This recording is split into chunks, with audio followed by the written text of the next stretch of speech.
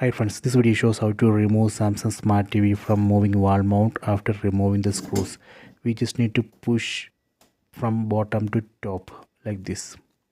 So this way we can easily remove TV from moving wall mount.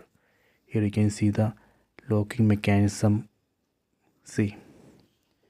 So next I will show you how we can attach this TV back on this moving wall mount. We can attach it like this. Just insert into that hole and hang.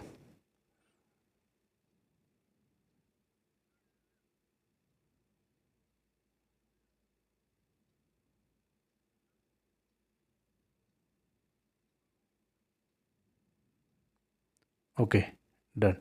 So please try this.